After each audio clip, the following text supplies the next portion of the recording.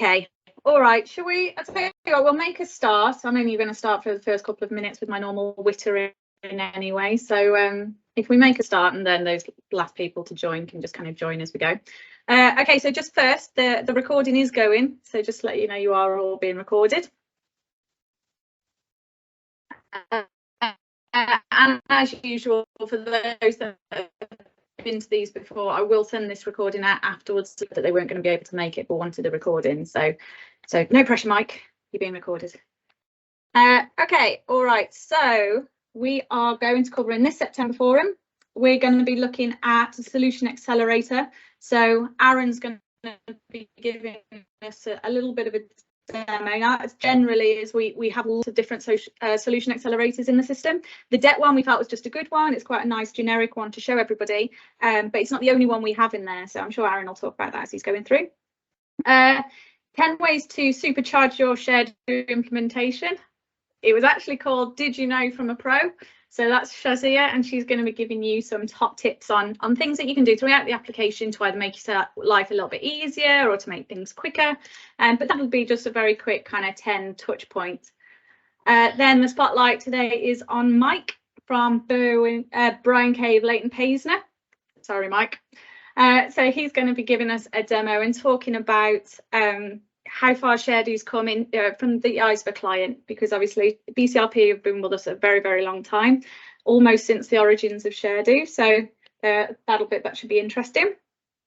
Then looking into the future, Tony's going to give us a bit of a touch point into version 8 and the things that we can expect to kind of be in there somewhere. And then just obviously I will close us out with just the last bits around some dates. Okay, all right, if I can do this successfully, I think Aaron, you're first up. Are you able to share your screen? Yeah, I can do. So I've got a little bit of a slideware first. So let me see if I can present this. I hope you did do it more successfully than I just did. I think I had to share and unshare 3 times. Let's see. So can you see Debt Solution Accelerator PowerPoint? No, just see a black screen. Oh, no, yeah, I can now. All right, great. Okay, so welcome everybody. So today I'm just going to run through one of our solution accelerators, and the one I'm showing you is the Debt Solution Accelerator. So hopefully you can take, as Teresa mentioned, we've got multiple solution accelerators around our dispute work and a bunch of different ones that we ship with ShareDo out the box. And what they're really designed to do is to really literally accelerate your solution and hit the ground running in terms of expanding into new work streams, and hopefully then you can layer on some of your customizations if you need to, if your sort of specific internal like workings and solutions that you might need as well. So next slide. So the solution overview really for debt is I'm just going to talk to you about instructions briefly, bulk instructions, and the sort of push to a sort of self-service model whereby, you know, a lot of our clients are saying that they spend a lot of time reporting to their clients in terms of giving status updates on case progress and various reports and bits and pieces that the clients need. So I just want to show you a few of our sort of consumer portals there that might be of interest. And then I'm going to go into our debt solution specifically. So we cover both claimant and claimant business and consumer debt recovery, which supports the full matter life cycle. We've got some new finance v2 elements, let's call them, whereby we support sort of payment arrangement and monitoring. So I'd like to show you some of that. And in terms of debt, well, in terms of dispute, but we support litigation, and in terms of debt, we also support some of the enforcement strategies as well around that. So I'll briefly touch on those as well. So I've skipped ahead too much, 1 second.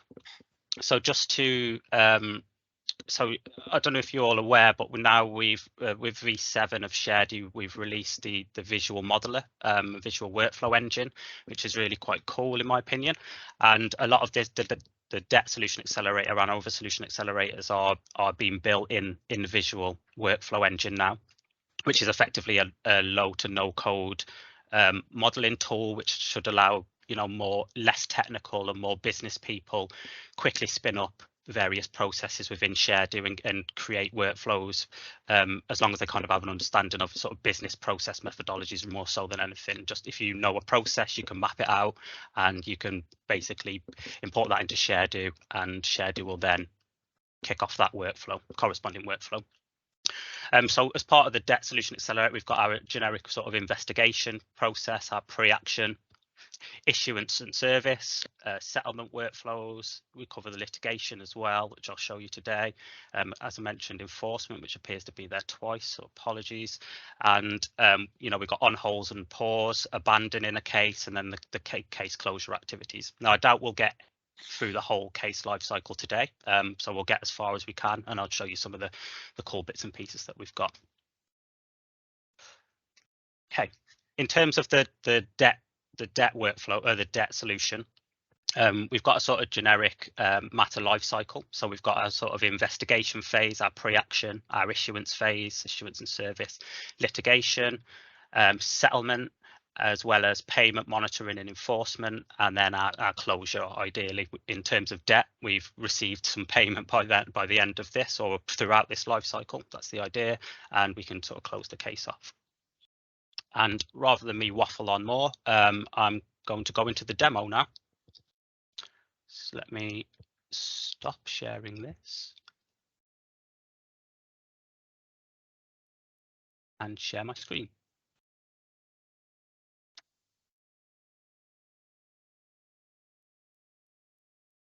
Okay.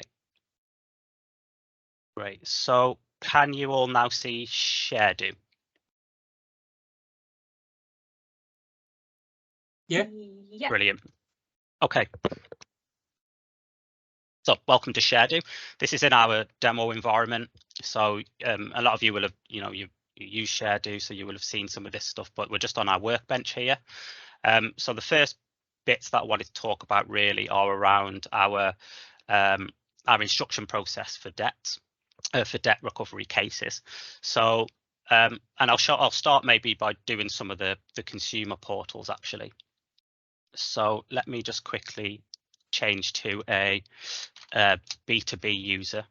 So this is a B2B client consumer. So this is in effect a scenario whereby debt is majority of debt is volume work. So the idea being that your clients can instruct you of new work reasonably easy via their own self-service portal. And then as much as possible, ShareDo can then be used to either to take on that new work, allocate it to the right team, assess its merits and risk and all of that good stuff, and fundamentally crack on with the case. And in terms of ingesting new work, we support a number of channels of which we can receive new instructions from our clients. So this is one way whereby a B2B user, one of your clients that's doing some volume work and instruct you on multiple debt cases, can have their own portal, their own self-service portal with inbuilt analytics. So this is all of their debt recovery matters. This is the breakdown of the phases, the life cycle that those matters are in. Here's a work list of all of the portfolio of work. They can have access to their own key date calendar as well, to see various key dates and where things are up to. They can view all of the work allocated. So they might be instructing across multiple work streams, so they can see who the case owners are for all of their work and get into contact with them directly via this portal, which is quite nice. And they can again just see where everything's up to. And then more importantly, I guess as well, is they can sort of self-serve their own reports, with the idea being that they can just come here and get a summary of all their matters. They can trigger multiple reports as well. And also that means that I guess they don't have to bug you and your fee earners to pull together and collate those reports. We can just provide it to them on their own portal, whereby they can consume it whenever they want updates ideally, and kind of leave us to do the actual work. And in terms of ingesting new work, so we can do things like raise a service request here. In this instance, we can raise a claimant debt recovery cases. So we can do single instructions as we can normally with business and consumer debt. And now this method will just load the instruction blade, and I'll show you it quickly. This will load the instruction blade where they can fill out some of the details and then effectively submit it to yourselves. That can then come through to your internal teams and be allocated for review. Another interesting method is to instruct us, do bulk instructions. So ShareDo supports ingesting new work in a number of ways. One of which is if, for example, the clients had a CSV or an Excel file full of, 10 debt cases they wanted to instruct to you, they can upload those. ShareDo will ingest them, create the work items and allocate them to the right team. And I can show you an example of uploading bulk instructions. And let me click off this B2B user now. And actually, while I'm here, I'll show you another portal as well, which is quite nice. So that was our B2B portal. So we also have sort of B2C portals as well. Now, it's maybe not so relevant for debt, but maybe some other work streams if you're interested, where you're dealing directly with consumers. So again, it's the same base URL of ShareDo, so nothing's changed there. It's just that the user has its own view of the world, let's say. So here you can see that the ShareDo UI looks completely different. They can have things like a branding and banners, and it's all fully customizable. They can see their cases and where they're up to and interact with them. They can do things like make payments. That all these are composed of different widgets, so they can make payments. They've got an FAQ question. They can do service requests and submit them into your internal teams. So all of that good stuff, really. So it's just to show you really the level of flexibility that ShareDo has in terms of servicing people with different personas. So internal users, B2B users, and B2C users as well, all on the same platform. Okay, so now I'm going back to an internal user. I just want to show you an example of the bulk uploads.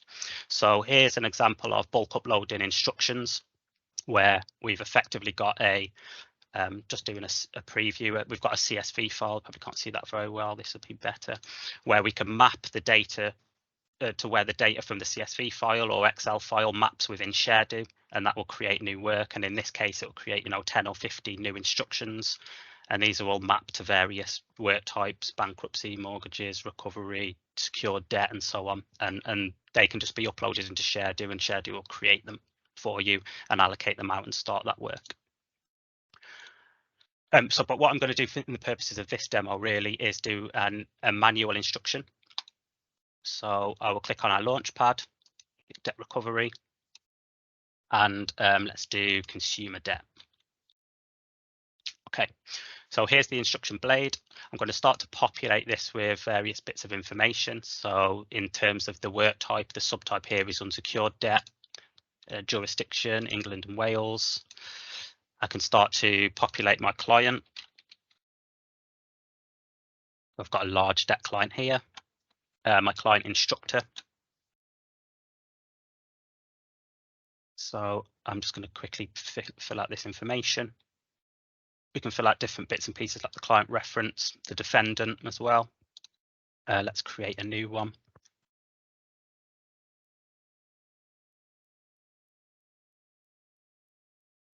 Jim Bob Debtor is our debtor today. I'm going to capture the email address.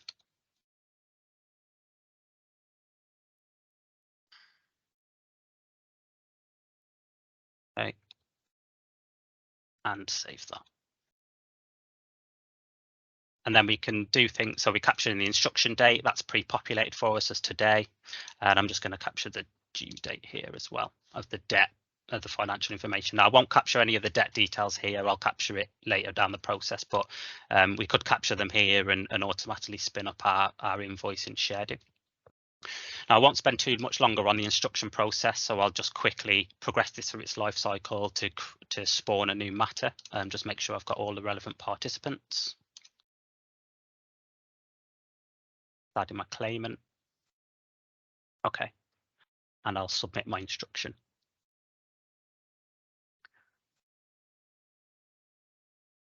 And I'll also convert it to a matter. So effectively here, what we've simulated is we've received a new instruction. We're happy to crack on and spin up a new matter. we've done our due diligence, so maybe our conflict and duplicate searches and our AML checks and any of that good stuff. And then we can go into the Matter dashboard.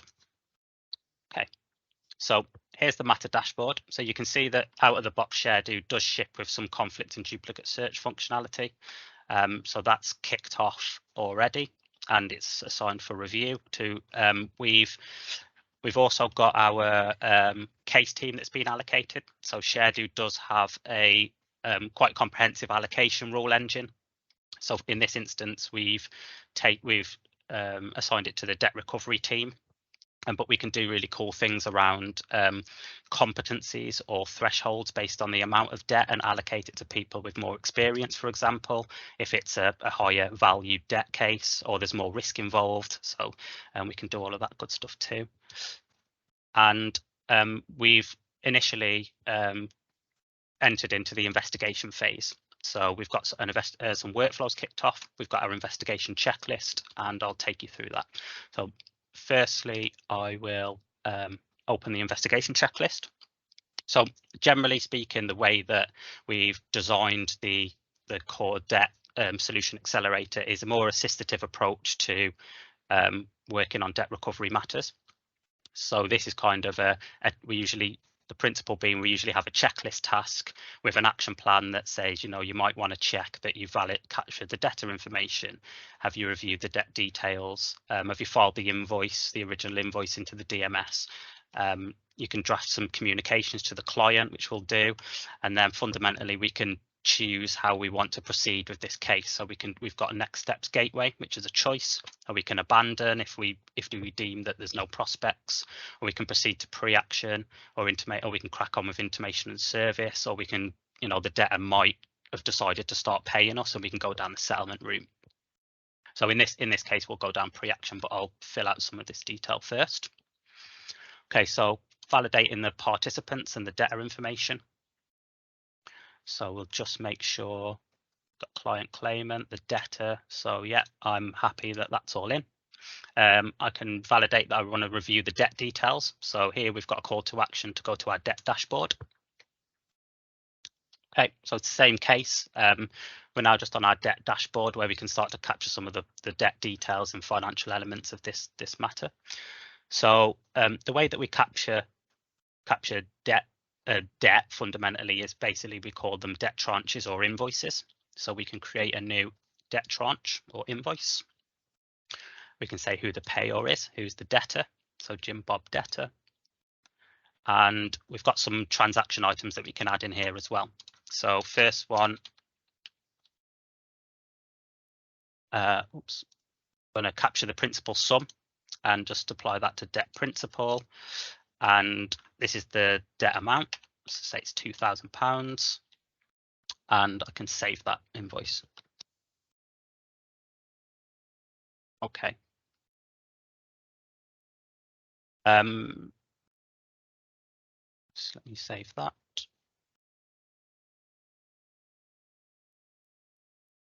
Okay. There's other elements of the, and this just depends on how you want to break down the debt, but there's other elements that we can capture as well. So for example, here I've captured the principal sum. We could also capture things like the debt interest as a single amount, or we can work a percentage into that as well. We can also capture things like the debt, any charges that were made as well on this debt, and it will all add up into the same invoice. Alternatively, we can create multiple invoices as well if we want to capture different debt tranches. So that's a possibility as well. You can add as many invoices as you need to, for whatever purposes you need to track that debt. So let's go back to our checklist. So I validate that I've reviewed the debt details and captured them. Okay. So ShareDo also has some risk and compliance scorecard functionality, so I can capture my risk scorecard here. So in terms of, I mean, this differs based on every client really, but you know, we can capture the risk of compliance risk, operational risk, financial risk, reputational risk, and that will fundamentally generate us a score. And this scoring model is fully customizable. But what we can really do with this is we can track the risk profile of cases over time, which is quite nice. So if I was to get some more information and change some of this, you can see that the score changes, but also we can hang some logic off these scoring bands as well. So for example, higher risk cases might need to go to more experienced staff or people with different competencies to deal with various different aspects of this case. Now I've captured that. We can file the invoice in the DMS. So quickly I will file a invoice. Just give me a second, grab a file. Okay, so I can drag and drop in here as well, just to file the invoice against the case. The invoice is in there. Obviously, Sharedo ships with all of the goodness in terms of document preview. We can view the invoice details and all of that good stuff, and so we can have it all in one place. Okay, let's close that one and tick that off. And I just need to validate that I can capture the client bank details, because fundamentally we need to pay them at some point if we get some money back. So against our client here, Sharedo has bank details, and we can capture those and make sure that we've captured them for payment. So that's all good as well. All right. So once I've done that, I will draft and issue a client report quickly. So again, this is just some of our document automation. This can be issuing a client report or acknowledgement to the client that we're going to proceed and so on. So here I'm just going to quickly generate this document. So this is just plumbed into our top tail letter. Obviously you can put your own templates into these as well, or that are all branded and fully tagged up. And I'm going to deliver this out via email.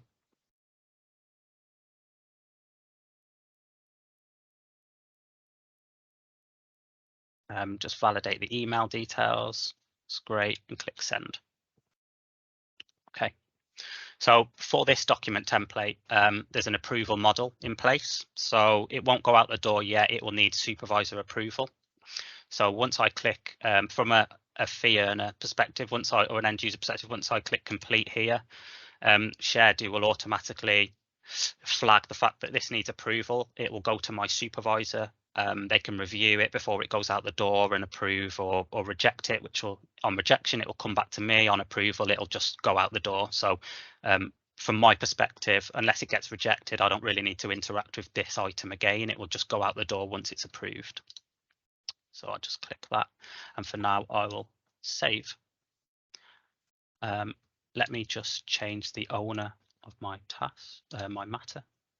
Take ownership of my matter, because it's currently assigned to the debt recovery team. And also what I'll do while I'm here is, I shouldn't be doing this, but I'm marking my own homework. So here's the approval that's gone to my supervisor. Let's pretend that I am my supervisor here, and I will approve this quickly.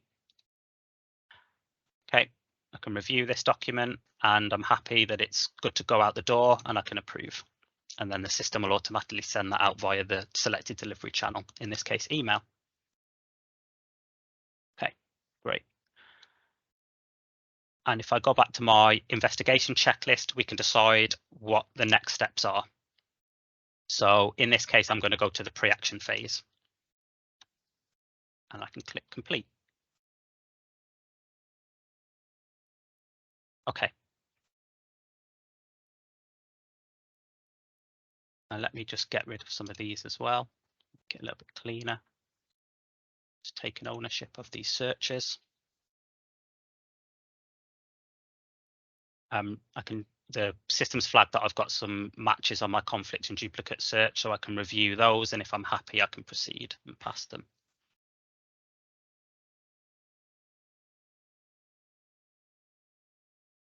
Okay, and same with the duplicate search. Great. So what we can see that's happened now is I'm now in the pre-action phase. So my matter's moved along because I've decided on the next steps from the investigation phase. If I just quickly go to my chronology to get an overview of where I'm at, I can see that, the duplicate searches at a glance. I can see that my duplicate search have been passed.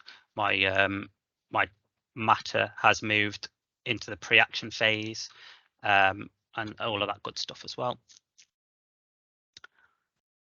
And now I can draft and issue my letter before action. So I won't spend too much longer on generating documents, but this one is particularly nice because I just want to show you a little bit more automation with this document. So I just need to capture my defendant's address. So I'm just using the inbuilt address lookup that we have integrated into ShareDo. Okay. Great. So in terms of the letter before action, and this can be done in with a view to a little bit more straight through processing. So currently we've been very hands-on in terms of generating docs, checking off our checklist items for progressing through the investigation phase. But in terms of with debt, it's usually very standardized in terms of you know, we might receive some new instructions, we might send the debtor a chaser, or we might jump straight to the letter before action and send that out the door sort of automatically. So if the system has all of the information that it needs, you know, all of this stuff can be automated. So there's very little user intervention in terms of sending out the letter before action, for example. We can receive new instructions, the LBA can get sent out, and then we can await response and then action the case from there. So we see that a lot of our clients are moving a lot towards that straight through processing as well, because it's just a lot more efficient way to work. So in this instance, I just do need to click generate. But if I click generate on this, and what ShareDo will do here in retrospect to the other document is it pretty much has all the info it needs. It will automatically pick a delivery channel because it has an email address, and it will send that out the door to the debtor and continue with our workflow. So here's my email. ShareDo's I've just clicked one button. ShareDo's picked my email automatically. It's pending, and that's gone. Okay. So as part of the solution accelerator as well, we have a letter before action response task. And we can also see that some of the key dates have been populated as well. So let me just quickly show you that. So automatically, because we've issued our LBA, you know, it's ShareDo's stamped that as a key date. It's also automatically stamped our limitation date based on the date of the initial debt. So it's added 6 years from the debt due date on here. And now we've got our letter before action response. So if a response is received, I can file it against the case. So I'll just do that as an example. And here, effectively, the solution will decide, you know, if we do get a response, we can handle it accordingly. If we don't get a response, again, we can handle it accordingly and just proceed with issuing the claim form.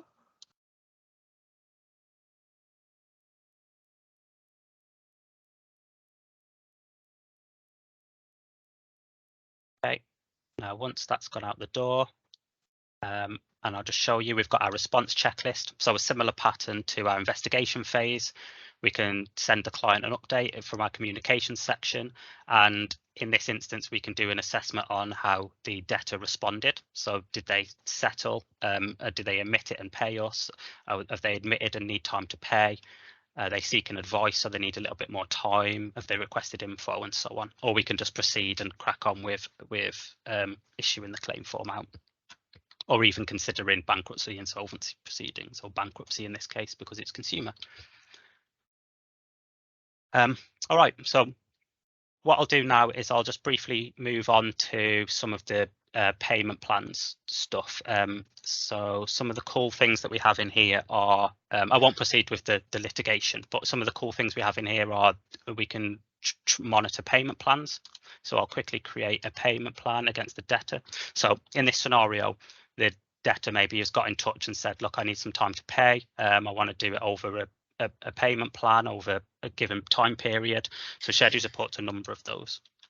So if I go to the payor, create a payment plan, and just search for Jim Bob,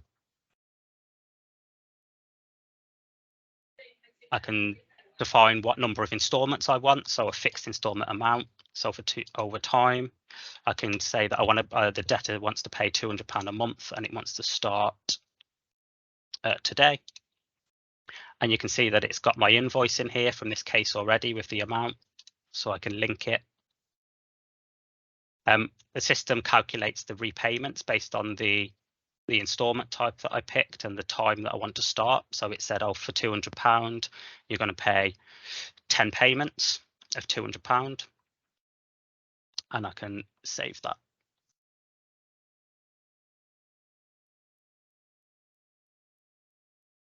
And submit.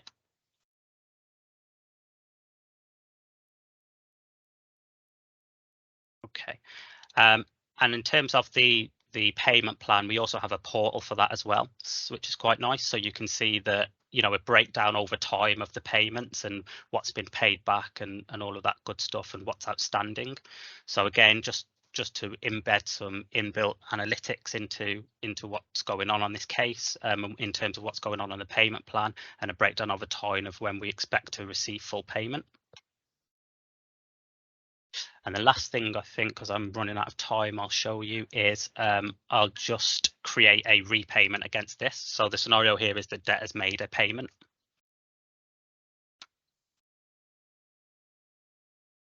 So I'm just creating a repayment here of £200 based on the agreed amount, and I'll save it. Now here I can decide if I want to allocate this payment to a payment plan or straight to the unpaid invoice. In this instance, I'll allocate it to the payment plan. And I'll submit that.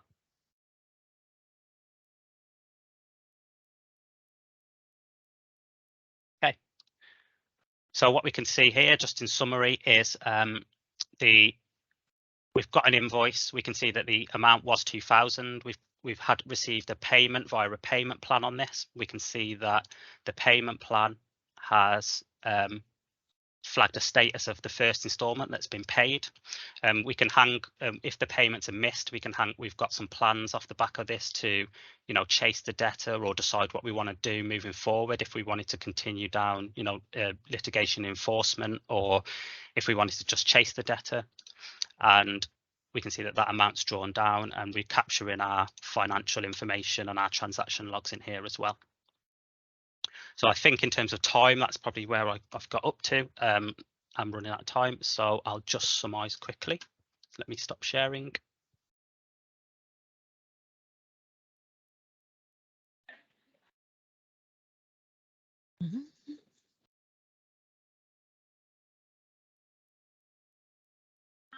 Okay. And then just in summary, so we've just seen our debt recovery solution accelerator, and I've shown you some of the instructions, bulk instructions, with the idea that to instill a little bit more self-service for your clients. We support the full matter lifecycle, and it's all done in Visual Modeler. I've just shown you some of the payment monitoring and payment arrangement functionality that we can track over time and then action accordingly. We didn't really get into litigation enforcement, but I would be happy to show you in a separate session if you're interested in seeing more of this. And really the idea of this solution accelerator, amongst others, is to really sort of springboard your accelerating into new work streams and rolling out new work streams through ShareDo, and then you can layer on any of your tweaks accordingly, but it gives you a really nice foundation to start from and really hit the ground running in terms of getting going with a new work stream. Thank you very much. Thanks, Aaron. Thank you. That was really good, and a lot to show there. So yeah, there was a lot to show. So yeah, sorry for the info overload, everyone. Brilliant. Thank you. All right. As Aaron said, if anybody does want to see more of that, then feel free to drop me a line, and I'll facilitate something for you. Okay. Next up, we've got Shazir, and she's our pro for the day. So, did you know from a pro? Take it away, Shazir. Morning, everyone. 1 second, let me just share my screen. Can you see the slide deck? Yes, we can. Wonderful. Okay, so the next 20-30 minutes, it was just going to be around 10 ways to supercharge your Shadow implementation. So this is going to be split into two parts. The first part will basically cover off the top 3 tips that should potentially save weeks in implementation time and make the process of configuring Shadow a much nicer and simpler experience. The subsequent 7 are going to be 7 useful tips to know that will help both you as configurators as well as your end users. So just go into the next slide. Okay, so the top 3 super tips. We'll start off with them first. The first one is essentially around utilizing the off-the-shelf configuration packs that are available. So these packs contain a wealth of information that sort of include details on applicable participants, key dates, workflows, all configured and ready for use.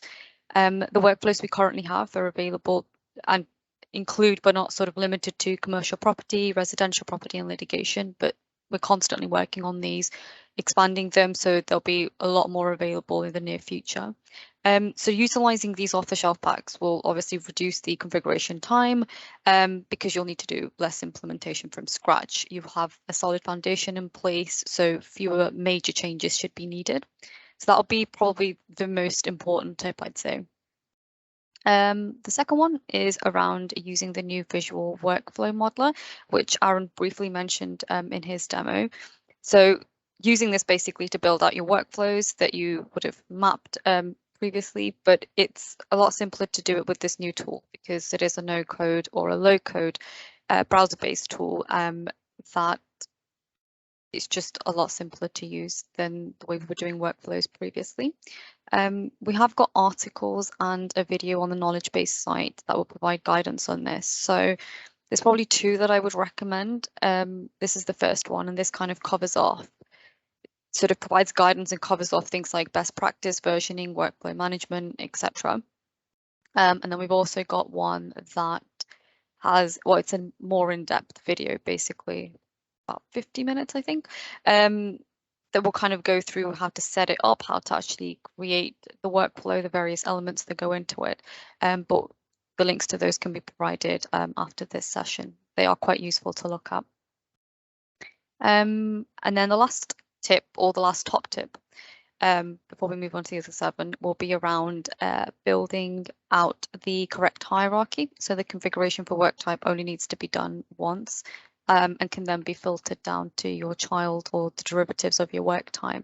It is worth spending time doing this because you can identify common elements, set them once at a higher level, which actually does help from a maintenance point of view later on because there'll be less to do, there'll be less different things to sort of maintain. Again, we've got an article and an associated video on the knowledge base site, which goes into more depth on this and provides a little bit more detail. But that again can be shared after this session. So that would be the top 3 things that I would sort of say are the most important to sort of keep in mind when you start implementing or configuring Shadow. The subsequent 7 are sort of expert accelerators that are very useful and valuable, both to you as configurators, but also to your end users.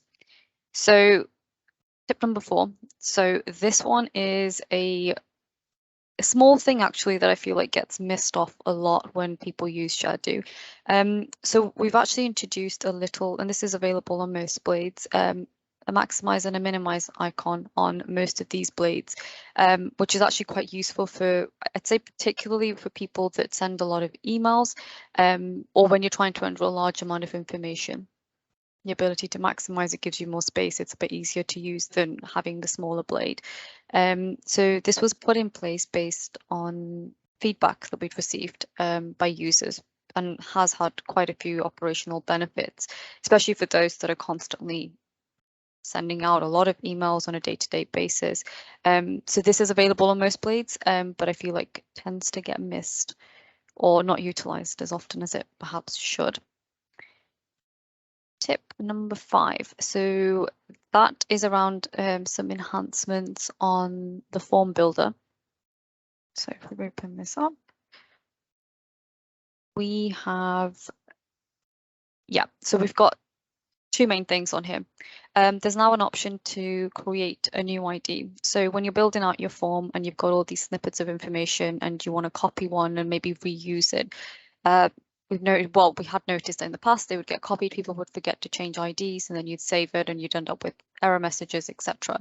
So we've added this in. As soon as you click on the new ID, it will copy it to the clipboard, and you can quite easily then replace it in your in your snippet, which is quite a useful thing to be able to do. We've also got the format code. So this has been put in place so that you can format your code, it lines up correctly, making your form a little bit easier to read, especially if it's a very large form. It can sometimes be quite difficult to spot any mistakes or errors that you may have made, but being able to format it just kind of tidies everything up, making it just easier to kind of work through your form and make sure that you've not made any mistakes. So again, this was put in place. We've had a number of support tickets that were being raised around form builders, and this has kind of helped to mitigate some of those issues that were being raised. Tip number 6 is around cloning documents and email. So this is probably more applicable for your document template authors. So if we go into a template, there's an option on both. This is a document template, but it's the same for email ones, to actually clone the configuration that's in place. So this is quite useful if you've got templates that have or share similar sort of configuration. And instead of having to redo it constantly for each template, if you press the clone button, it will essentially copy the information, and then you can go in and replace the various elements that might be different. For example, the actual template, the underlying template may be different or will be different. That can be replaced, but the other pieces of configuration, such as the context of it, the forms, or the delivery configuration, will all get copied over, so you don't have to constantly be redoing that every time you create a template. So that's quite useful. It does reduce a lot of time if you've got a lot of templates that are quite similar, in the sense that they're kind of generated off the same work type, or the display rules are the same. So that is the 6th top tip. What's my 7th one? Yeah, 7th one again is another one for document template authors. This is more around sort of delivery channels and how things are being sent. So previously you were able to, you could generate a PDF automatically from your template, which is great. We now have an additional setting in place that will allow you to convert your attachments to PDF. So this will cover off anything that is being sent by, so when you've got your document and you're attaching a whole bunch of other files to it and you're emailing it across, you can sort of now set this in place so that everything gets converted into a PDF as opposed to just the standalone template, which kind of basically allows for a more sort of seamless and consistent approach when it comes to documents. That can be toggled on or off. Okay. So tip number 8 is around the security and the permissions side of things. So this one I would say is very useful if you're kind of trying to debug or understand which user has what access. So the security model is quite complex, so I find that this is quite helpful if you're trying to figure out why someone's, for example, not able to view or have access to a specific blade. So I've enabled this on here. So if we go into more, why can I see, you will basically open up this effective access blade, and what this allows you to do is to find the schedule that you'd like to inspect. So you can do that by either putting in an ID, a reference, or a title. We put that in. We look at the user. So which user security do we want to check, or access level do we want to check? You run a search, and that will basically give you this information at the bottom over here. So it will tell you the kind of teams that they which teams allow them to have the access to the ShareDo type, as well as the type of ownership that they have. You can also then inspect the security. So this is quite useful as well, because it will basically give you all of the varying permissions that are associated to the ShareDo type that you're inspecting. And you can look in here to see which users have the permission, which teams have the permission, and kind of use that to work out whether the security that you've put in place for your varying ShareDos is correct or incorrect. Yeah, and it's also useful when you're creating new ShareDo types and assigning permissions, just to make sure that everything is the way that you're expecting it to be. Version 8 of ShareDo will have a simplified security model in place, which is something to look forward to. But in the meantime, this is a very useful tool to use when you're working on your security stuff. And tip number 9. Right, so that tip number 9 is around the having access to the data composer from the UI itself. So from a configuration point of view, this makes searching for and finding data extremely easily, as you can go into any applicable case or work type, run a search for the data elements that you're looking for in order to sort of verify them before, for example, applying them as either tags within a document or using them, for example, within a data quality rule to be applied sort of elsewhere in the system. It kind of helps streamline the process a little bit, as there's less scope for error, because you can do the verification up front, as opposed to if it was a document, for example, tagging it up, going in, generating it, and then seeing whether it's hydrating the tags with the data that you're expecting. So for example, if we were to go into here and we sort of selected a bunch of sort of fields, few selected fields, debug, and run this, it picks up the ID of the work type automatically and populates it there. You can run the query, and it will basically pull back the information here, so we can then check whether this is what we want, if this is what we need, or if actually it's not quite what we were expecting. But you can do all of that work up front, rather than taking a guess of what you think it is, having to sort of, if it was a document, generate it and then verify it. So that's tip number 9. The final tip is around, so we've got an enhanced key facts widget. So this actually ties in quite nicely with the data composer stuff.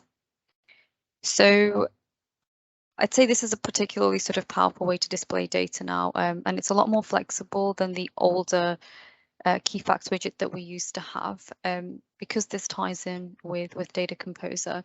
As configurators, you have access to a much larger variety and volume of data, and you can utilize this then to kind of display information the way that your users will want to see it. There's also the benefit of the fact that we can add formatting to the widget, so you can display it in a specific way. You can utilize calculated fields as well. So if you wanted to, if you have 2 pieces of information, you needed to format them to use them together, you could create that as a calculated field and then use that in this key facts widget and have it display in a specific format. So that's another useful thing to keep in mind and to use, as opposed to using the older key facts widget, which was a little bit more restrictive. And I think that's it. That's my top 10 tips. I will pass the links on so they can be shared in terms of the knowledge base articles. But yeah, I think that's it for me. That's great. Thanks, Shazia. Yeah, if you can put all of the links maybe in the chat. Yeah, I will do. Of his teams, and then I can forward them on later. Okay. As past it. Okay, all right. Well, I guess Mike, you're up. This is Michael Inforth. Mike is from Brian Cave, Leighton Paisner. And I might be wrong here, Mike, but I think you've been our client since 2015. So you're definitely one of the early adopters of ShareDo. So I'm very interested in what you've got. Hi, yes, I think it is 2015. So yes, we've been sort of working with you guys for a while, I think. Can everyone see my screen okay? Hopefully that's been shared all right. Yep.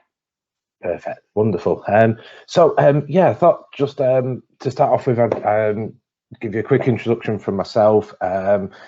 sort of help to just put into context a bit how sort of ShareDo helps sort of not just us at BCLP, but sort of me in particular as well from a sort of development configuration point of view. A little bit around how we use ShareDo and then how ShareDo's changed really. So again, just to try and put into like, you know, what we used to do for development configuration, what we now have to do, or what we can do now, and just how much that sort of helped us a bit.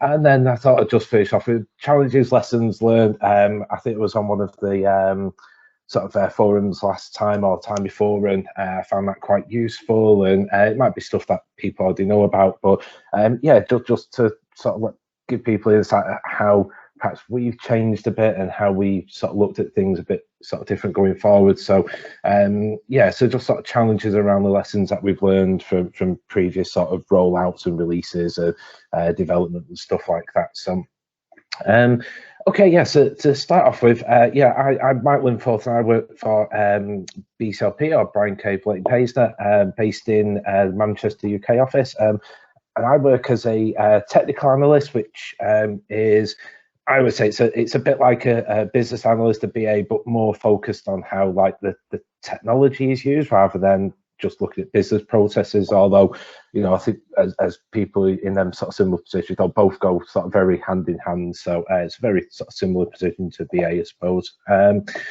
like I said, just from background on myself, just to give a bit of context around ShareDo. So I started off working in sort of as an IT trainer more than like business analyst and that kind of role. And it was just training people on like Microsoft Office applications, things like that. But when I moved into a law firm, first law firm, which is about 10 years ago now, which doesn't seem that long ago when I was thinking back, but it is about 10 years ago. I started as a IT trainer, and that sort of started incorporating not just things like time recording and dictation, things you know, applications you find within law firms, but definitely very centered around sort of case management. And the law firm that I moved into was a very heavy user of all things case management. Everything sort of revolved around that sort of application.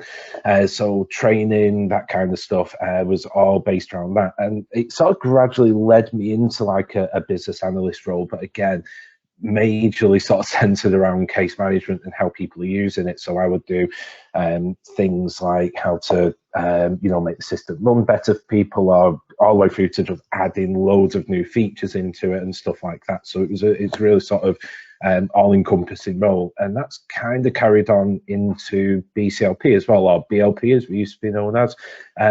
I joined just after they installed ShareDo, and yeah, my role then, as it probably still is now, is looking after ShareDo sort of on a day-to-day basis, you know, dealing with queries, training, questions, just, you know, how to, just general sort of stuff you would find on a day-to-day, but then the ongoing development. So, you know, introducing new features into the system. Someone says, oh, we want to put some new work on there, or the work we've got on there, we want to sort of change it a bit. We had some feedback, and really sort of just driving that whole sort of development and configuration. So that's kind of what I do day to day. But as you can tell there, my background isn't like a sort of a proper like techie coding, like scripting, all that kind of stuff. It is definitely based around, you know, speaking with users, working with users, and then sort of figuring out the sort of solutions that they need for the system. So that's definitely where my background is. You know, I can sort of put together a fairly basic SQL query, and I can read a bit of code and stuff, but it's definitely not a sort of a techie sort of base background there.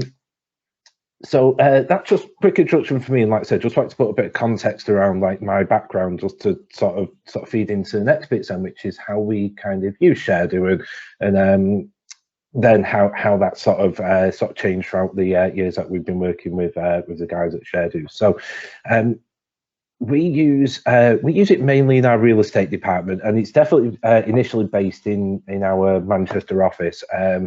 it has expanded out in recent years out to places like in London and stuff like that. So we have different sort of users from various offices and different departments and stuff like that use it, different teams.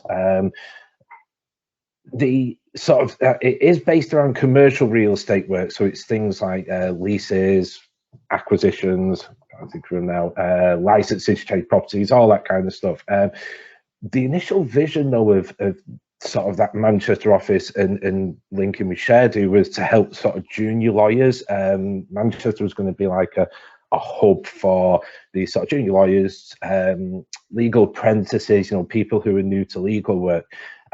So the idea really was we needed a system that would sort of help these people, you know, help these sort of new people to legal environment, sort of guide them through, manage what they were doing, you know, keep things up to date, just general sort of stuff that you would find any kind of case management system should do. But sitting alongside that needed to be a sort of set of supervisors who would sort of, you know, check the work, keep things sort of running, make sure they weren't falling behind, and just, you know, make sure things that were going out the door were sort of legally correct and not just a load of rubbish. So it needed to incorporate that as well. So ShareDo kind of sort of, I think right from the start, it really helped that sort of collaboration, if you like. So helping people, guide them through a process, stop them doing what they weren't able to do, and at the same time letting supervisors check work, check what was right and stuff. And it really did do that all the way from the start, and it still does that now. So that initial sort of work into the system was really sort of crucial, if you like. And I mean, like I said, I joined after it was first implemented, but I think there was sort of a long process of making sure that, you know, it did do exactly what we needed to, especially with kind of that junior lawyer sort of working on it. But it also needed to link to other systems. So we have links to sort of iManage. We have a system called Contract Express, which is does a bit of document automation, like generation and stuff. So it needed to link to systems like that. Like I said, that collaboration was a real sort of benefit from the system right from the start, and we really sort of took advantage, and we still do to this day, probably even more so now. Things like comments, for example, seems really basic, really simple, but you know, when you've got sort of a set of supervisors trying to keep up with, you know, how matters are going, and you know, you've got probably more sort of senior lawyers sort of say, where's this up to, what's going on here, and then obviously you've got somewhere mixed in that like management who just want to make sure, you know, where everything's sort of up to, just in the general sense. Simple things like comments and, you know, being able to go onto the home screen and look at like a team work list or a team matters list and stuff like that. It's really crucial to that work when you've got junior lawyers sat there. So that was a sort of area of the system that worked really well. And then just generally sort of look and feel of ShareDo as well. You know, even from the initial sort of versions of it, sort of going back, like Teresa said, like 5+ years ago. Even back then, you know, like the general look and feel of the system has always been a benefit as well. You know, people always commented on that whenever new users come in, and you know, in the legal world, there's quite a lot of turnaround sometimes, and there's other case management systems out there, and you know, I've worked on sort of 3 or 4 now, even before ShareDo, and that's kind of a big thing when you compare to other systems. You know, I've worked on 3 on the bounce that pretty much all look like each other. They're all grey and dull, and you know, nothing much on the screen, and it was just a very sort of simple layout. Where ShareDo, sort of just the general look and feel of it, I think has always been a really big kind of selling point, if you like, and not something you have to sort of try hard to sell, to be honest. And that's always a big thing that we get feedback from. Just moving on a little bit, Manchester, the office itself kind of changed very quickly from that initial, you know, we're just going to have a load of sort of junior lawyers and these sort of very sort of new people to legal world, and it grew very quick. I think sort of people realised you could get people doing the same job cheaper in Manchester than you can in like London and places, and I say better as well. But yeah, I think people kind of realised that, and the Manchester office grew and is still growing now quite quickly. And all of a sudden we had sort of a situation where it wasn't just junior lawyers using the system. There were very experienced lawyers who've been around for quite some time, and you know, for anybody who works in like the legal world, or you know, I find it in most sort of professions, but definitely in the legal world, we're trying to get someone to change their working habits when they've done it quite successfully for a number of years. It is very, very tricky to do, and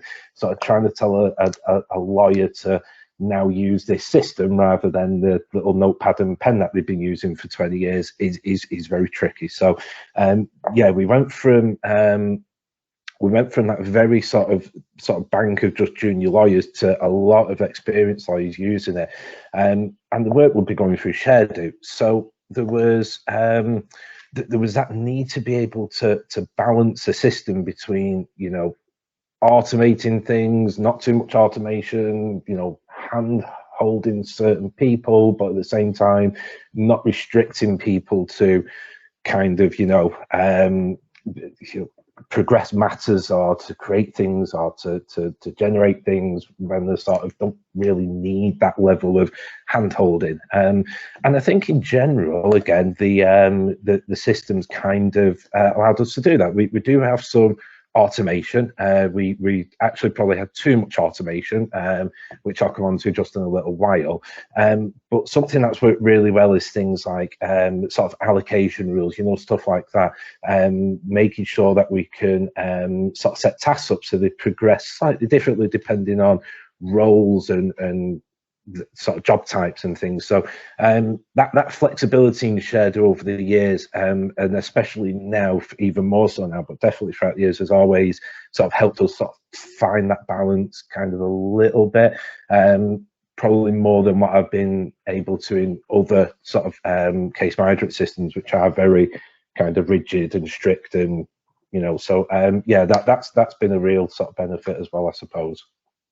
And that kind of leads me on to the next bit then, which is how it's changed, and sort of alluded to the fact there, you know, that we've been able to, we've had that flexibility around configuration and stuff, and that's even more so now. And I would say that biggest change in the system is definitely around the configuration, and what we can do sort of on-prem versus kind of what we used to be able to do before, which, you know, wasn't too much, to be honest with you, in terms of us ourselves or me sitting there and working on the system.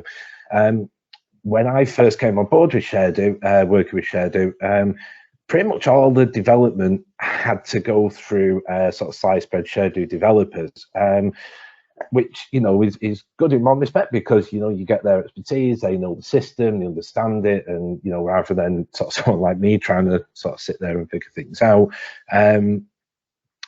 But it did increase costs for us, because obviously every time we needed some new work doing, it had to sort of go back to like I said, to developers. We had to obviously pay for time and stuff like that. But it also increased the time as well to deliver something. You know, there's been a big push since I've started working in BA to, you know, between different methodologies and working more agile and stuff like that. And the way we were working definitely wasn't sort of agile, if you like.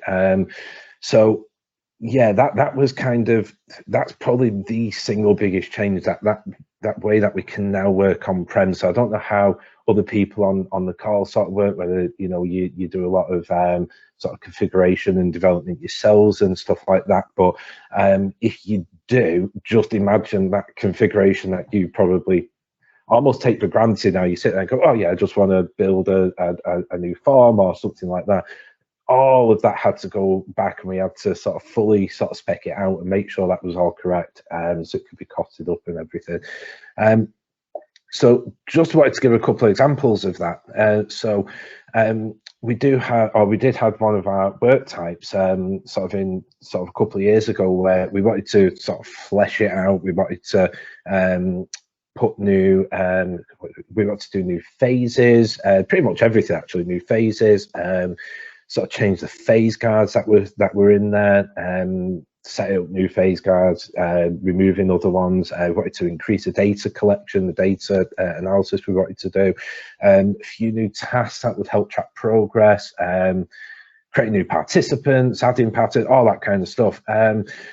They're just pretty much now when you look at the system, they're just staple parts of the modeler environment. That's just, and in most cases, quite easy to do. You know, you could go in and create a new participant. You've got the configuration to say what matter types it should be on, all that kind of thing. You know, you want to create a new phase. I think there's literally a button on there that says create a new phase, new transition and everything.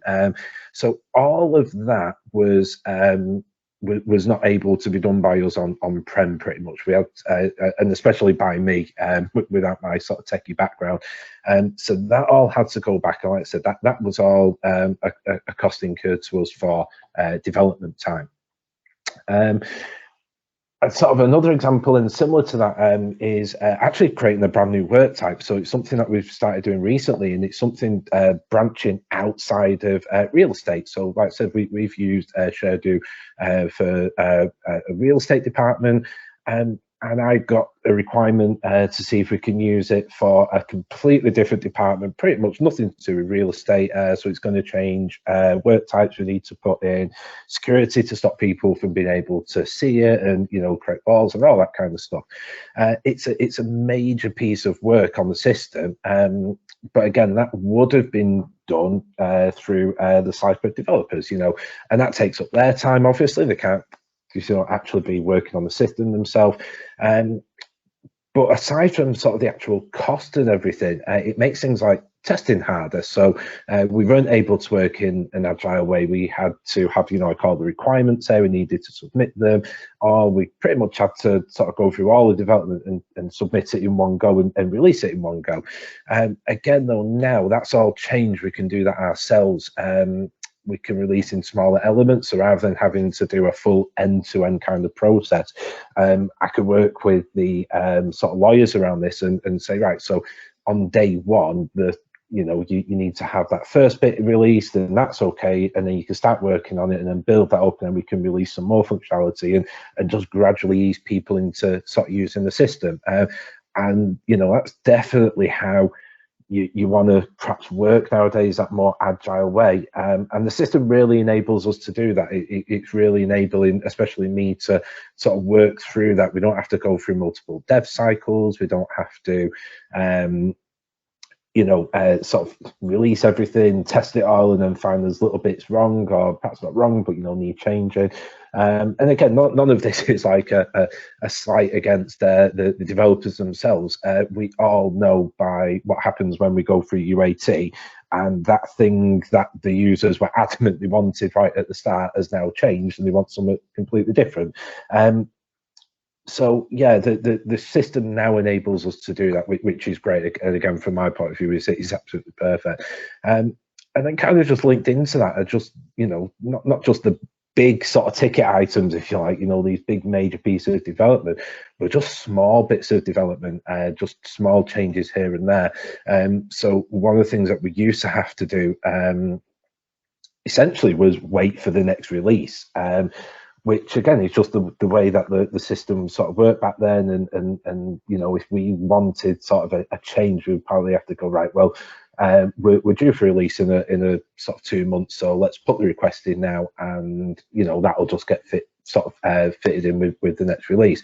And we're not talking big changes here, you know, we could talk it's something really simple, like, you know, names of headers, or, you know, field name changes, or just things like that, adding new options to drop down list, you know, that kind of stuff.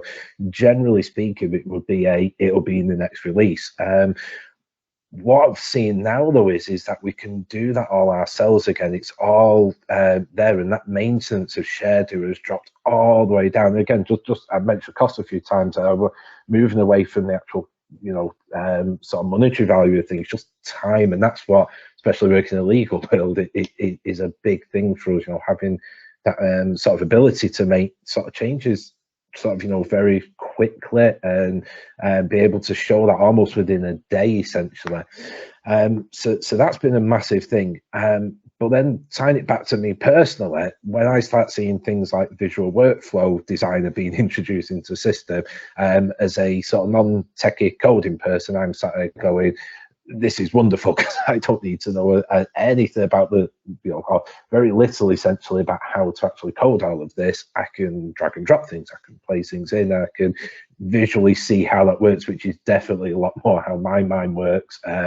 Sort of seeing things on a Visio workflow page or something like that. So stuff like that's has been really good for me. So I would definitely say the biggest changes around that whole configuration, without that need for a sort of technical background. And when I've worked on other sort of case management systems, and then, like I said, the old version of Sharedo, it would all have to go off to various developers and stuff like that. You'd have that backwards and forwards. And now, as someone whose sort of role revolves around sitting with users and, you know, getting requirements, I'm finding now that I can take them requirements straight into the system. So obviously save time, save cost, but that whole sort of development life cycle for the user is completely reduced now. So that's a major benefit of the system for sort of me, and BCLP as well. So that's kind of how it's changed. But yeah, just thought I'd finish off with just some sort of lessons learned from the last few years, that sort of we found at BCLP and that I found personally with the system. So I definitely think the early days of this being introduced, and I will just add before I joined the firm, I think it definitely kind of, it suffered a bit from a lack of expertise in how to manage case management, the legal environment itself. And we're not just talking about like the process there, people know processes, or the technology, you know, the developers know technology, but just the act itself of introducing that system to that particular set of users.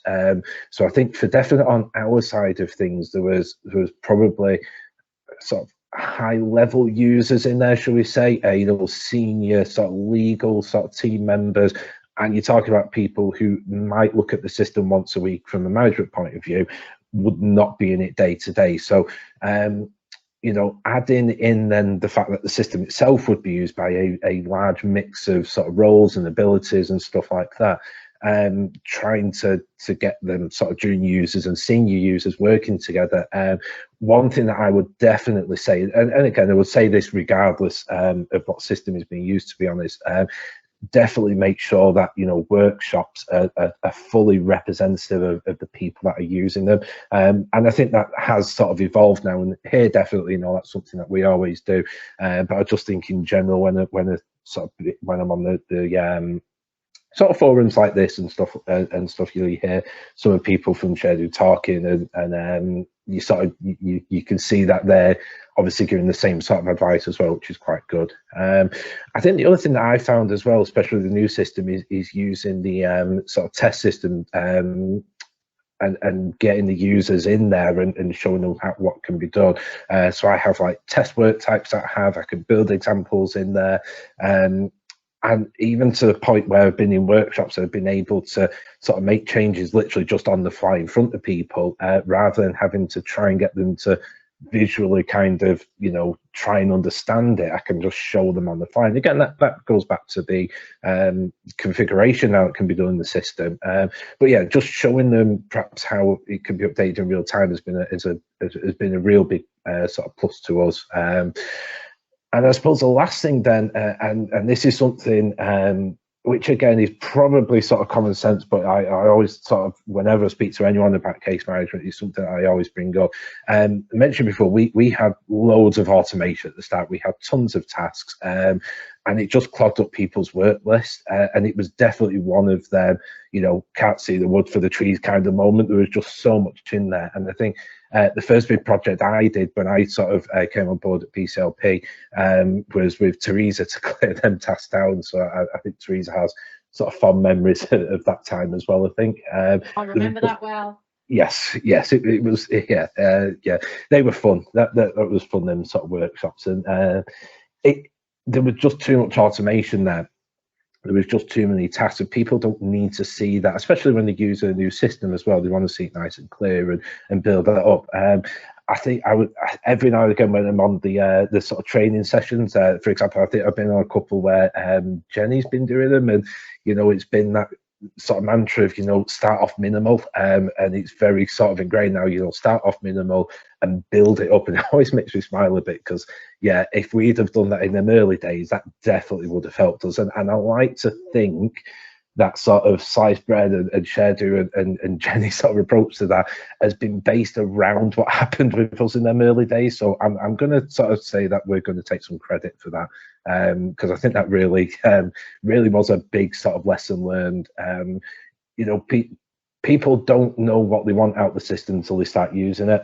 So yeah, I think that's a big sort of thing, and I would definitely sort of echo that advice. And for any case management system, really, any system, you know, get people started at the design level, start off smaller, and then kind of build it up as you go. But yeah, just to finish off then, you know, all of that is now possible with sort of the changes and benefits that we're now seeing in the system, and there's obviously more to come still, and we, you know, hopefully we see on like the timeline of new bits that are coming in and stuff like that. But yeah, it's been a real change, and I think I was trying to see if there was any way that we still had our old version installed on an old server somewhere, but I don't think it is now, just to show that kind of difference between, you know, what you can do now and what can we do. But yeah, it's made such a massive difference to me personally, just sort of day-to-day kind of work. So yeah, and I think that's been all made up, Teresa. Thanks.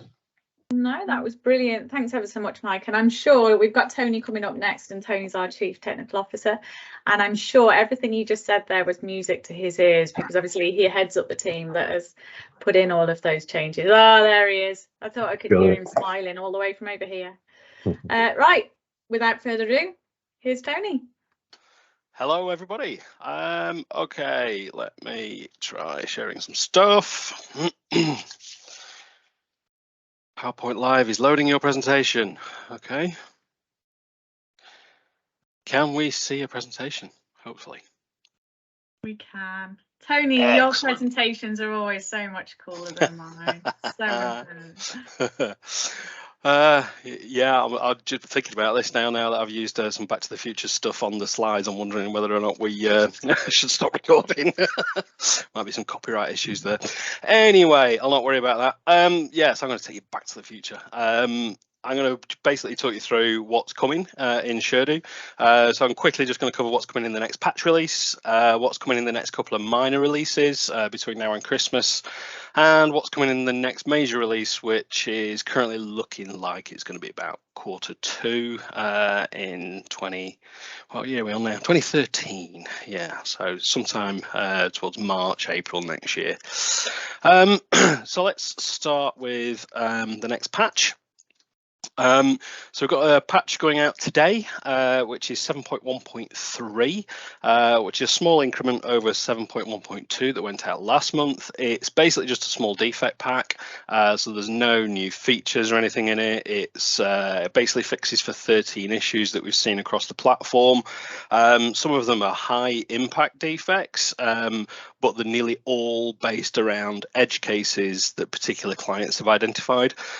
So if you're not affected by those defects, and you'd know about it if you were, you don't really need to take 7.1.3 yet, because we've got 7.2 coming out in the middle of October. I'll come back to that in a second.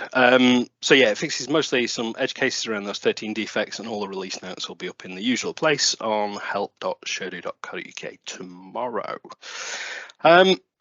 So that's the next minor, the next patch. The next minor release is going to be next month. So round about the 10th. So we said so far the week commencing the 10th of October. And there's a defect roll-up in that, of course, which is around about 60 defects that we've fixed since the last minor release, which was 7.1, which I think was August. But more importantly, there's 25 new features and and enhancements going into that release. So obviously I'm not going to talk about all of them, but I'll just take you through a couple of them as examples. So one of the first things we've done is one of the key problems we've always had with Shodo is we had a lot of static configuration. So static configuration are things that live in configuration files. They become part of your deployment. If you want to change any of those things, so you want to set up, for example, a new document repository, it required effectively a redeployment of all your configuration artifacts.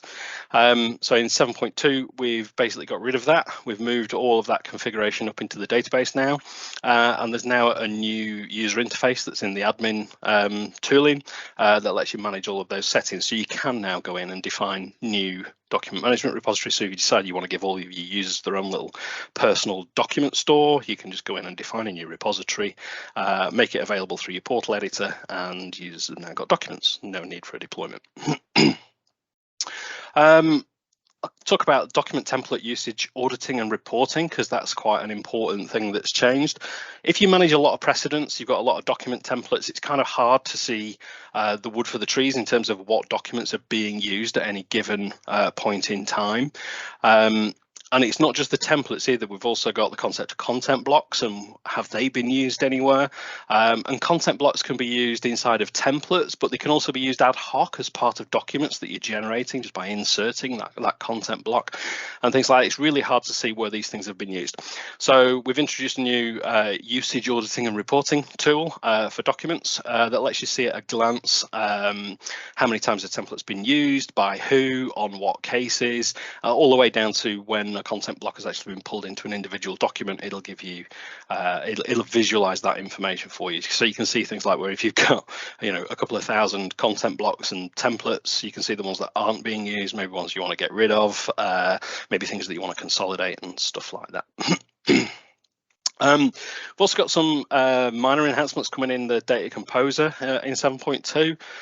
It's just really about surfacing more of the data that we store across ODS, participants, work items, and introducing a lot more of the new Finance V2 stuff as well. There's also a couple of minor performance improvements in there to do with caching and how it lazy loads things and so on, just to basically make Data Composer run a little bit faster. In the modeler, we've got a new UX for navigating around modeler. So as modeler's grown over the last few years, and we've added more and more, basically as Mike was talking about before, we've moved more of the stuff that would be in the hands of developers into the hands of BAs. The actual navigation around modeler is starting to become a little bit cumbersome and a little bit a bit of a dinosaur. So what we've done is we've added some enhanced UX for that allows you to get to where you need to be in the modeler a little bit quicker, and also make the left-hand nav structure a little bit more sensible, so it's clear where you are and how to get back to where you need to be. Perhaps one of the major things that's being shipped in 7.2 is a complete rebuild of the link services system. So the link services system is where you go into admin and you basically want to establish a link between Shodo and an external system. So it could be iManage, it could be SharePoint, Office 365, Contract Express, what else have we got in there? DocuSign, a few others. And basically you go into that and you configure the link between Shodo and the upstream service, and then you also can make it available to users so that they can link their own accounts. So in other words, when I'm in Shodo and I want to do something, I want to get a list of documents perhaps that's in SharePoint Online, it will go and speak to the SharePoint APIs as me because I've linked my personal account, my Office 365 account. So Shodo knows how to talk to these upstream services as users, and it never stores things like usernames and passwords. It uses something called OAuth to store tokens. So when you basically say I want to link my Shodo account with my SharePoint account, it takes you to SharePoint and you log in to SharePoint, and then SharePoint sends us back some unique tokens that are specifically for Shodo to interface with SharePoint on your behalf. The problem with that was, so if you had iManage, for example, you can only set up one instance of iManage. So if you had a complex iManage installation where you had an iManage instance in Germany and an iManage instance in the UK and another one in Singapore, and you needed to be able to use those different iManages based upon metadata for the cases that you're working on, you couldn't do it. You could only have one link. So we've completely overhauled all of that. You can now register as many different services as you want of lots of different types as well. So you can add 3 iManage instances, point them at the different places, let users link their accounts to those 3 different iManage instances, and then set up your document repositories and your rules to say, I don't know, things like maybe when a case is based in Germany, we'll use the iManage Germany repository, and when it's based in APAC, it'll use the Singapore one, things like that. But it's not just for that either. So that was a requirement for some of our clients to be able to use multiple iManage instances or multiple SharePoint instances. But we're also seeing a lot more integrations happening since we've introduced the Visual Workflow Modeler. Because the modeler is completely extensible, you can create custom steps that exist on your visual design canvas through the Sherdo IDE. You don't need to open up Visual Studio or anything like that. You can do it all within Sherdo itself, create custom steps that do things like talk to your own external, so your custom integrations. Now that's great, but one of the problems there is you would then be into there was no way to manage the security part of that integration. It was up to you as the developer of the step or the developer of the widget that's going to call your custom API to bake into that the security. That's not great, because it does mean that you could end up with tokens being pasted into code and effectively sent over the wire into somebody's browser, where if they know what they're doing, they could theoretically get hold of that token. So as part of this overhaul, we've also made it possible now where you can add lots of different services using any of the flow mechanisms that we support. So we support all of the OAuth flows, so things like client credentials, which is where the 2 systems will identify each other based upon some shared credential information. We've added the what's it called now, the authorization code flow of OAuth, which is basically what you do with SharePoint. It takes you off to the upstream service, lets you log in, sends us tokens, and then we manage those tokens with SharePoint to keep them fresh. So effectively what you can do now with the link services stuff is you can go into it and you can add, let's say, an integration to GitHub. I don't know why you would, but you could add an integration to GitHub. Then you can make that service available to users. Users can link their own personal GitHub accounts to the Sherdo account. And then Sherdo can call the GitHub services using the security tokens that it's managing for you. But those tokens don't have to go over the wire either. So if you've created a custom widget that's going to show the most recent commit messages or something that you've got on GitHub, you don't need to send those tokens down to the widget, to the user interface. The user interface can use something that we've called the proxy API, which is where it actually asks Sherdo, the Sherdo API, to go and call GitHub on your behalf.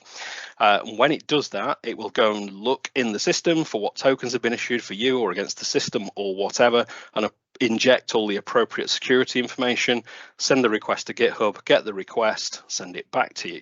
So what that means is if you've got a widget that's going calling that GitHub API, at no point does a token or any security information ever need to leave the estate. It stays as a server to server thing rather than a user to server thing.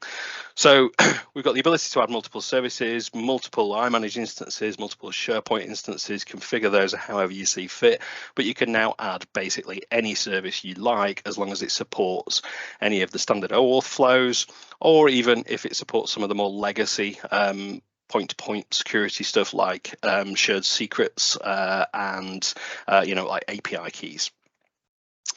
So that's 7.2.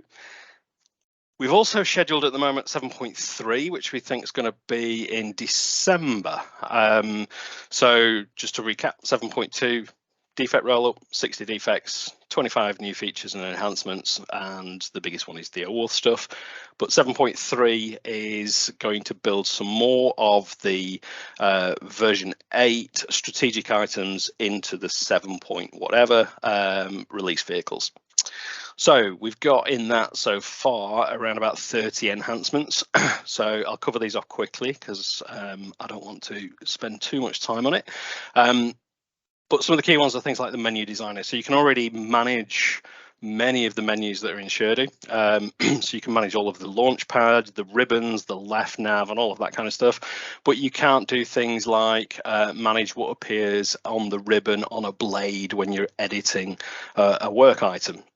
So we're extending the menu designer to allow you to basically manage more and more of the menus.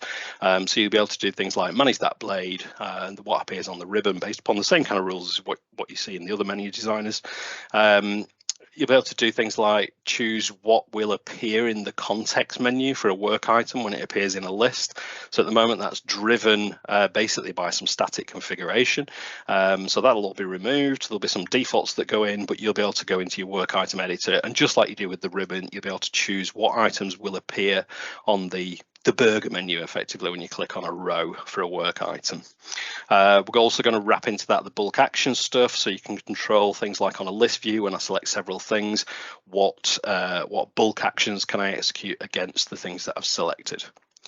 We've got some portal modeler enhancements coming, just really to make it easier to have, at the moment you can create multiple portals based upon rules. So you can say these personas will have this portal definition, these personas will have this portal definition. And then, but what that results in is if you have a lot of different very minor subtle changes between those portal definitions, you're basically creating and maintaining two full portal definitions for nothing.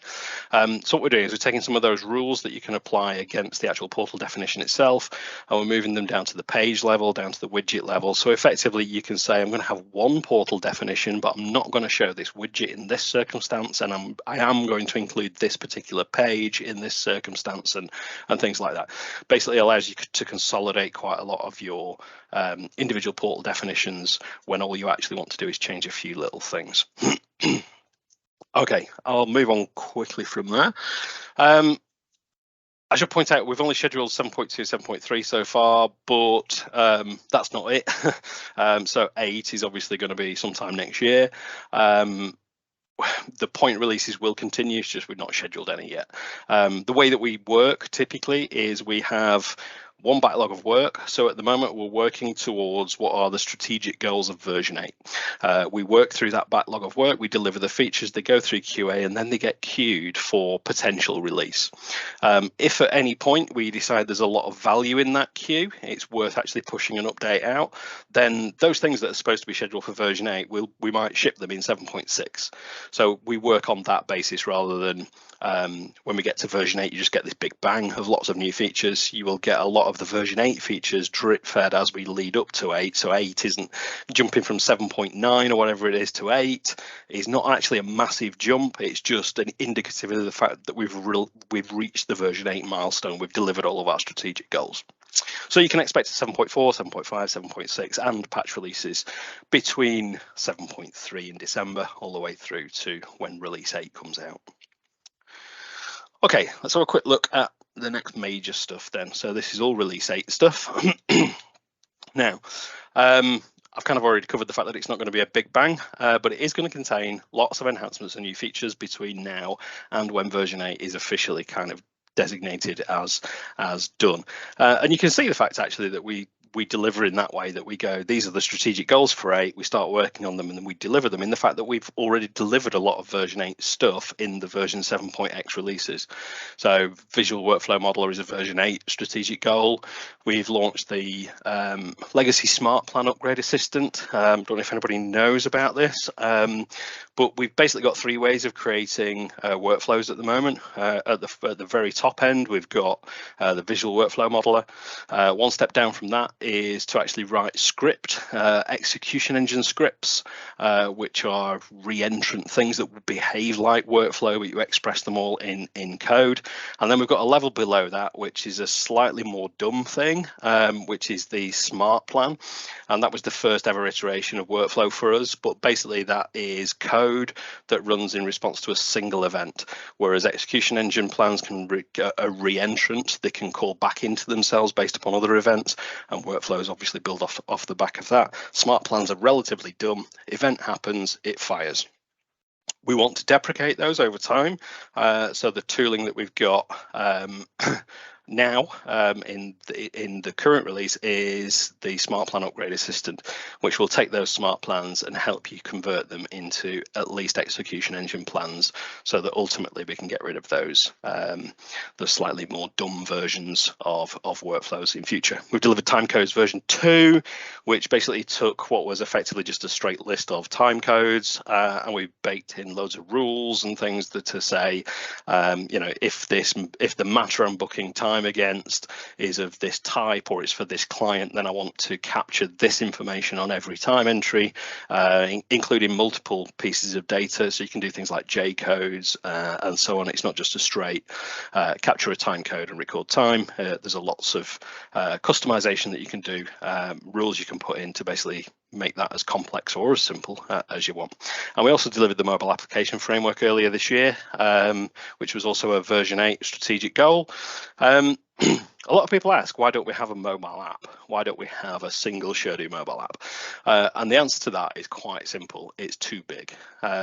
So there is no generic Sherdo mobile application, because if you can imagine all the things that you see and do within the Sherdo UI and what the APIs are capable of, you could never build that into a single mobile phone application. There's just too much stuff. So the way that should work, the way that we decided that should work, is you would take individual workflows of the things that you need to do within Sherdo. So we supply a mobile application framework and some sample applications that do the basics, like some task management, but you can take those and you can build specific workflows. So if your Sherdo application is doing things like engineer call outs or whatever it may be, there's probably about 7 or 8 different key workflows that are happening within your Sherdo estate. You wouldn't build those as one big application. You would build them as the engineer application that's responsible for making a visit to a site, taking some photographs, writing a report, submitting it back into the system, things like that. You wouldn't try and build your entire legal system into the form factor of that. You just wouldn't try and do it. There's just too much stuff. Anyway, we launched that earlier on in the year, and that was a version 8 goal as well. So you can see how we actually deliver version 8. It won't get to the point where in March next year we go version 8 is ready and everybody has this massive upgrade and everything changes. It will change piece by piece as we approach that strategic milestone of we've now achieved the version 8 target. Okay, so what's actually going in it? Right, we've got currently lined up about 100 new features and enhancements overall. Definitely not going to go through all of them because we'll be here all day. So I'll go through a couple.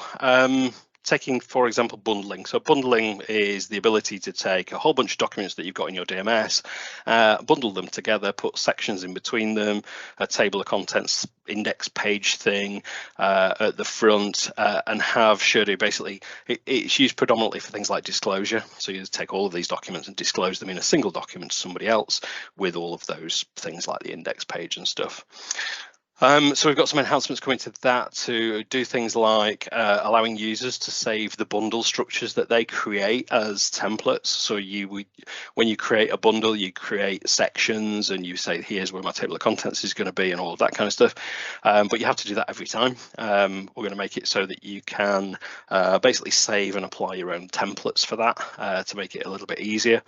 We've added things like the automatic removal of blank pages. We're adding data capture to the actual bundling task itself, which will allow you to capture effectively questionnaires of information as you're preparing the bundle, and then exposing that through Data Composer into the bundle template itself. So you're going to have the documents that you've generated already that you're going to bundle together, but then your actual bundle will be using Data Composer, and you can take control of dynamically generating content within the bundle itself. We're putting some new stuff in for the modeler. So things like we were talking, I think Mike mentioned before, you've got the phase modeler. So you go into the work type that you want to create and you define the phase model for it, the states that it can exist in any given moment. We're overhauling that and aligning it better with what looks like the workflow modeler approach, where it's a little bit cumbersome. Basically, you go into a phase, you click it, it opens a blade, you set some stuff, it's all a little bit disjointed. Whereas the workflow world, you've got your visual representation of the workflow. You click on a step, the properties panel updates, and you can update it live. And then when you've finished, you hit save. So that whole thing is being ripped out and replaced with something that looks a little bit more like the workflow editor. Putting some new features into list views. So having support for things like users to be able to take a list that you've defined. So you've got a list view of something, a list of maybe work items for that particular user, and they want to have a slightly different view. They can kind of do that at the moment in terms of they can customize the columns. So they can add different columns in and change those. But what they can't do is change the filter criteria. Each time that list view loads onto the page, when it's a fresh page view, it resets to whatever filters you've specified as the configurator.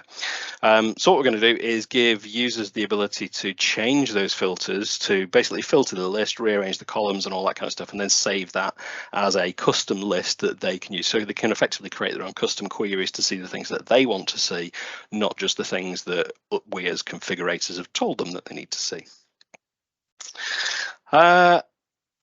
Then there's also going to be an overhaul of the DMS integration. So this is quite a big piece of work. So the DMS integration at the moment is all part of the Sherdo APIs. We're going to take that out of the Sherdo APIs and we're going to move it to a completely separate, independently scalable service, a bit like what we do with Indexer. We're going to make it so that it's easier to define new repository instances, how they get resolved to work items, which DMS systems they use. We're going to use all of that new OAuth plumbing I was talking about a minute ago. But more importantly, one of the things that we're considering for this overhaul of DMS and to make it independently scalable is also introducing the possibility of a caching service. So this would be completely opt-in. You turn it on for each repository that you define. But the idea here is when users are using Sherdo, they see a list of documents that relate to a case, let's say. That comes from the upstream DMS. So the user is basically talking to Sherdo, and Sherdo is then talking to the DMS and then showing them the list of files. So if that DMS upstream is running slow for some reason, so Office 365 is having a bit of a wobble, it appears that it's actually Sherdo that's running slow. And users don't care whether it's Sherdo running slow or Office 365 that's running slow. They just see a spinning wheel of death and think, yeah, Sherdo's slow. So what we're considering doing to protect the Sherdo reputation, if you will, against that kind of stuff is the possibility of introducing a DMS caching layer. So as part of that new DMS separate service, we will put in some intelligent caching that understands when documents have been updated on the actual DMS directly and will refresh the cache and things like that. But the idea being that when a user goes to preview a document, within certain metrics and stuff, there's a good chance that that document will be delivered from the cache. So it'll be local to Sherdo and very, very fast, as opposed to going off to Office 365 or iManage or whatever to go and get the content and thereby potentially being affected by any latency that's occurring up there as well. So we're considering that. Okay. So I'm just going to drill into very, very quickly, because I think I'm running out of time. I'll just quickly drill into three of the key features that are coming in version 8, and the one that I really want to talk about is Entity Engine at the end. So I'll go through the first two really quickly. The first one is the data projection framework. So at the moment, we have a reporting system, a reporting database, we have the Sherdo transactional database, and we have something that sits in the middle that runs every so often to basically hydrate the reporting database with the latest snapshot of information from the transactional database. And that's where all the reports get driven from. That's what gets populated into Power BI and all of that kind of good stuff. The problem is it relies on SSIS, and SSIS isn't a technology that we control. It's a little bit temperamental. We have what I think is, in this day and age anyway, is a bit of an issue in the fact that that ETL process runs every 15 minutes and it runs overnight to do a full rebuild of the reporting database, which can take a long time. We're talking, 5-6 hours for some clients for that overnight rebuild to run. And in this day and age, there's no need for that really.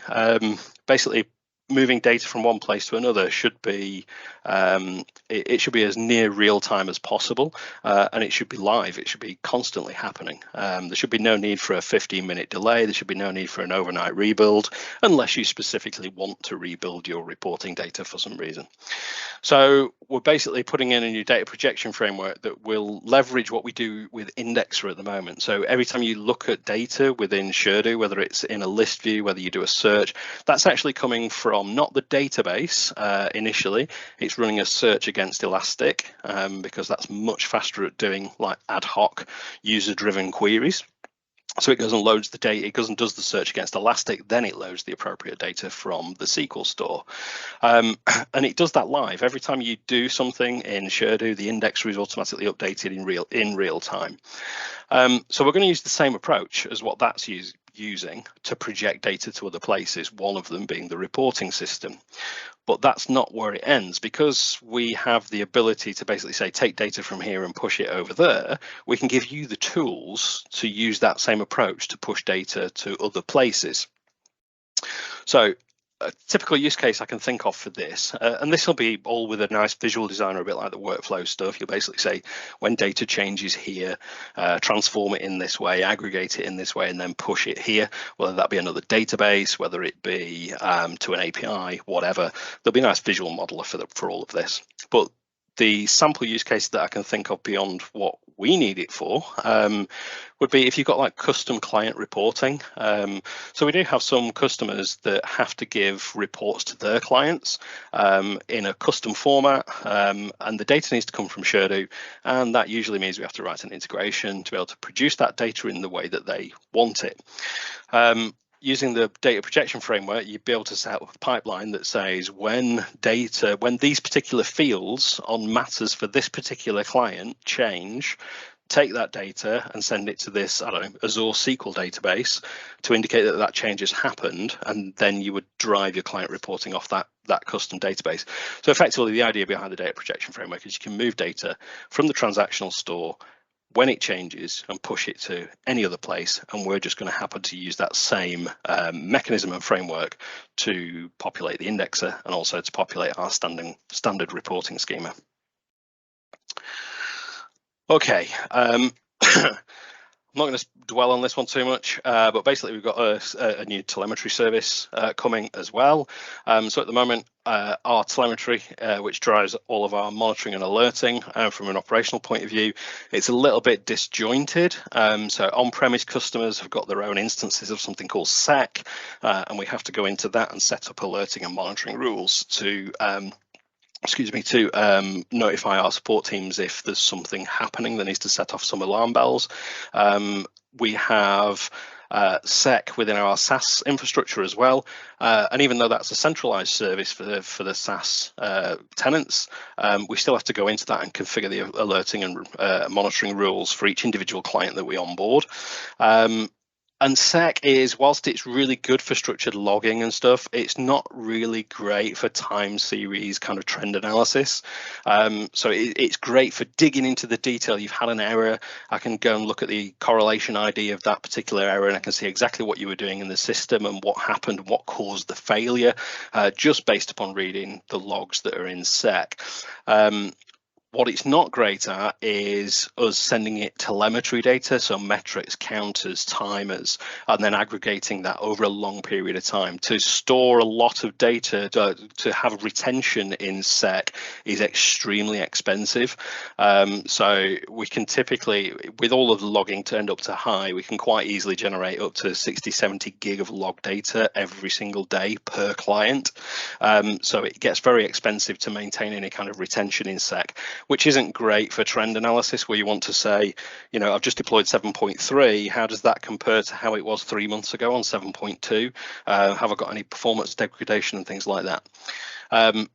So what we're going to do is going to introduce a new telemetry service, which will be central within the Sherdo infrastructure, that will send this anonymized. So basically, there'll be no personally identifiable information. There'll be no leakage of data. It'll literally just be for client ABC, which will be a unique token for each tenant. This particular API is running this fast at the moment, and it will keep sending us that data constantly. It'll be completely opt-in as well, I should add. So if you're on premise and you don't want to send us that data, you don't have to, but it will help us in terms of being able to proactively monitor your system from a central place where we can define the alerting rules and things directly without having to have VPN access to come and check your logs, or VPN access to even come in and configure the appropriate alerting stuff. Right, so last one, quickly just skip a couple of slides and move on to this. Is the entity engine. So an entity, as far as Sherdo is concerned, are ODS entries, so all the people, organizations, teams, users, blah, blah, blah, that are stored in the ODS schema. They are participants, the roles, the work items. They're all the things where at the moment you can add custom data to. And the way that you add custom data to these things is a little bit cumbersome. So we saw a minute ago, I think Shaz was in the form builder, you can see it was like JSON code that you had to hand edit to basically define sections and fields, and what type of field do you want? I want a type 2 field, which happens to be a text box. There's a lot of complexity involved with creating new form builders, and then there's even more complexity when you then come to add that form builder to the blade of the thing that you want to add it to, because then you've got to add what we call aspects, which can be either form builder things, or they can be little components of user interface logic and data that we build in actual C# code in the products itself. So things like the task due date, you drop that aspect onto something, it gives you the due date box, but it also lets you configure reminders and all of that kind of stuff. So it's all a little bit, it works, it absolutely works, but it's a little bit inelegant. So what we're doing for version 8 is basically ripping all of that out. So form builder is going, aspects are going, it's being replaced with this single cohesive visual entity and form designer. So you'll be able to go into, as you might have expected if you've ever done something like VB or access development in the past, you'd just be able to drag and drop the data that your entities consist of, the controls that they use. And last point, so I can wrap up because I know Teresa's looking at me with the evil eye, is but all of that will also follow the same pattern as what we have with things like the portal editor and the visual workflow modeler, in the fact that if it doesn't do something that you specifically want it to do, you'll be able to go into the Sherdo IDE and extend it and build your own stuff that integrates to it seamlessly. So users and BAs can basically drag your custom control across onto your form designer and design the forms exactly how they want it, but it's using your custom code to do fancy things. Right, I'll wrap up at that. That's it for now. Back to Teresa. Thank you. Sorry, Tony. I appreciate that these calls, I say to these guys, can you come on and tell us absolutely everything you know, but can you do it in the shortest time possible, please? So apologies, everyone. I know that's what I do. Okay, all right. Just to kind of close us out, I am going to do my usual, plug my diary date. Now, for those of you that have been on forums before, you'll know that I would normally present you with a slide that says, here you go, here are all of our upcoming events. But for those that know on the newsletter, we have on our website now, we actually have an events page. So if you go to sherdo.co.uk, and you can either go /events or come to the menu and click on events here. And then what it will do, it will bring you through to our events page. Now in there is all of the training that we've got coming up. So we try to run a training course once a month. You can register onto it, or if you're just doing it on the day, you can just click on the join link. But so the next kind of couple that we've got Shazir again. So Shazir will be back giving some more in-depth information into a document, and that one's going to be really good actually, because for that one, what she's got planned is to take a really big comprehensive document and actually take you through the whole process, rather than give just full document training. Is actually just show you a real life example. And then we've got our process modelling, always a popular one with Phil. And then closing out for the year, it's the finance. The next forum won't be until next year now, but we do have a product roadmap update with Ben in December. So feel free to register on now. I'm sure I will be hassling everybody in the meantime. Okay, so that's us done. That is the forum for September. If anybody would like to see anything more of anything that we've shown, then definitely feel free to either drop me a note, or I mean, you know, you have contacts across our company in terms of Jenny and Phil and everybody else. So feel free to just drop one of us a message and we'll come back to you and set something up. Thank you very much, everybody. If anybody's got any questions or anything they'd like to say in the last few minutes, feel free. Otherwise, thanks very much for joining and we will speak soon. Thanks, Matt. Oh, clap from Nicola, thank you.